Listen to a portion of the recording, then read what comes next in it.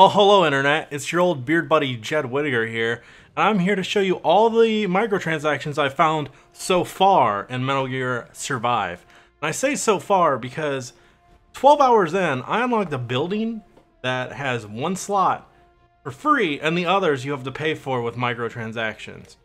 One of the main reasons I wanted to do this video too is because somebody tweeted at me this morning, and they said specifically, no source, no real info on what building or what's the real price for microtransactions. I call bullshit on this.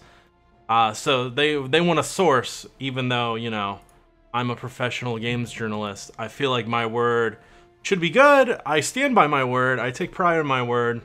But they also link to a Reddit thread where lots of people, like, it's downvoted, where somebody called out my tweet and said, hey, I saw this and it seems ridiculous. And then everyone's like defending it and saying I'm a liar and shit. So here you go. Let's take a look at all these sweet microtransactions. And I say sweet sarcastically in case it's not clear. So first of all, after you first start the game and then you want to come back and play, you can see here where it says my character's name, which is Susan, you know, classic Metal Gear name. If you press right to other characters to have the other slots, you can see there's a lock with a $1,000 SV coins, whatever you want to call them, which if you look at the PlayStation Store, which the last I looked, the PlayStation Store link there doesn't work right, because of course not. If you come look at the microtransactions, to be able to get 1,000, you have to spend $10. So just to show you, in case you haven't seen, so that is the easiest way to get to $10 or to 1,000 is to pay $10 and you get 1,150 SV coins. And there's various amounts that you can get. So let's go back to the game and I will show you the other microtransactions. We need to continue. Yes. I'm just doing this on the fly because I'm lazy and this is easier for me. I have put about 12 hours into the game. My playtime may not reflect that because sometimes you play for some amount of time and then you die and your only option is to reload the last save. This specifically happens whenever you're playing missions that whenever you're in like an actual objective in a mission, it does this. Which otherwise it gives you an option to like drop all your equipment in a lost box and you can find it and send it back. Equipment being like your collectibles that you can use for crafting. You seem to keep your money and all your weapons, so it's not a big deal if you do that, but it's a real pain when you have to save. To finish going through Gruen's data. I hate these robots' voices so much. So, other microtransactions. I believe you can get them here. Yes, the coin shop and history.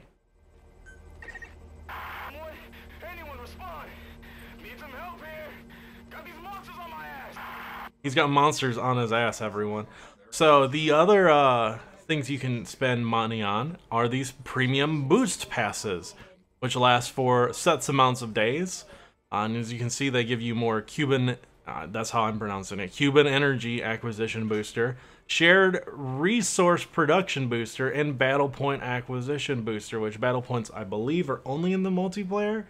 I'm not 100% sure on that. I haven't really played much multiplayer other than the beta.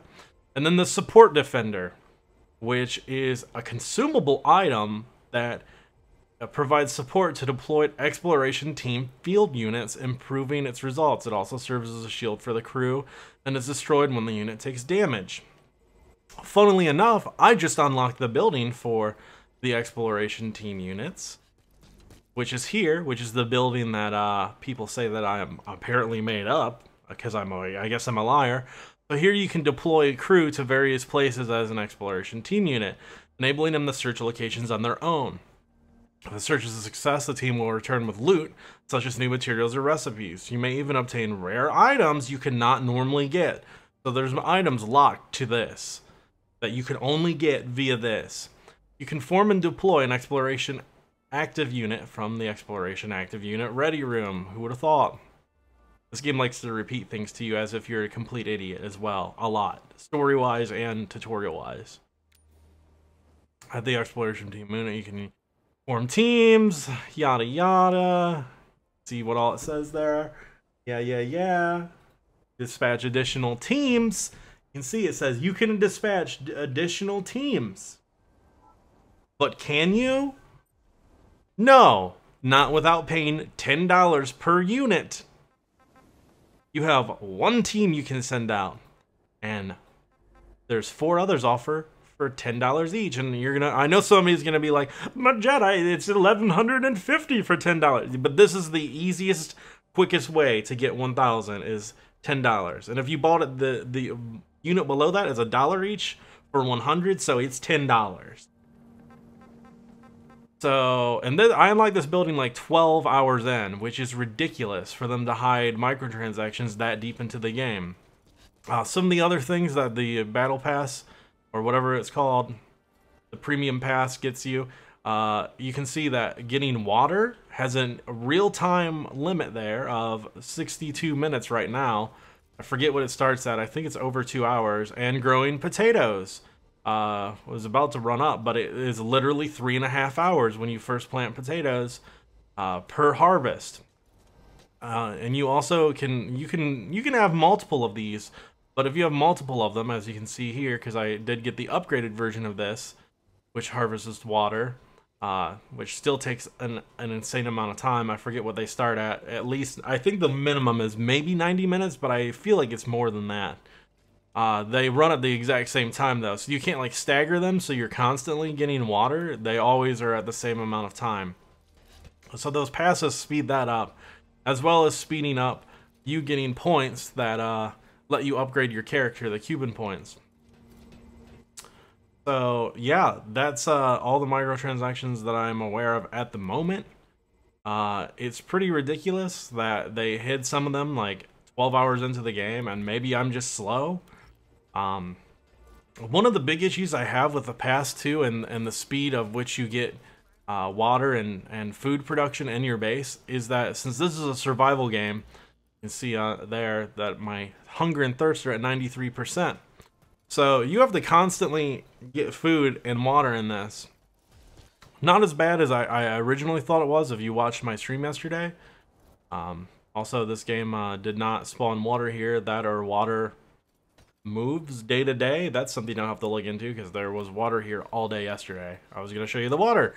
Also, there was sheep that spawned there. Well, the thing is, yesterday when I started playing, for 6 hours I played until somebody came in and said, hey, I saw other streamers also having problems getting food, which I was, and they said if they saved and exited and reloaded, then the food would respawn. So there's an issue with food spawning in this game. Whether deliberate or not, I don't know.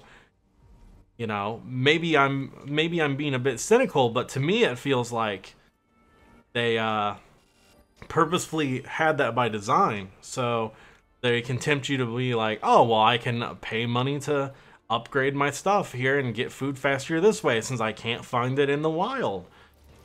So, you know, at this point, it's like every other mission, I'm saving and exiting just so I can get food where I know food's at, which is not a great look when you're offering microtransaction passes to make food and water gathering easier. So, yeah, that's my piece on that. I think the microtransactions in this game are pretty bullshit and ruin an otherwise mediocre at best game.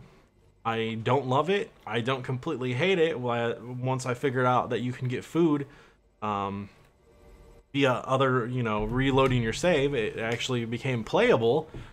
But yeah, those are the microtransactions. I'm Jed Whitaker. You can watch out for my full review of Metal Gear Survive coming sometime this week, I would guess, on cgmagonline.com. That's for Comics and Games Magazine. C as in comics, G as games, M as in magazine. I think we do music and anime and everything now.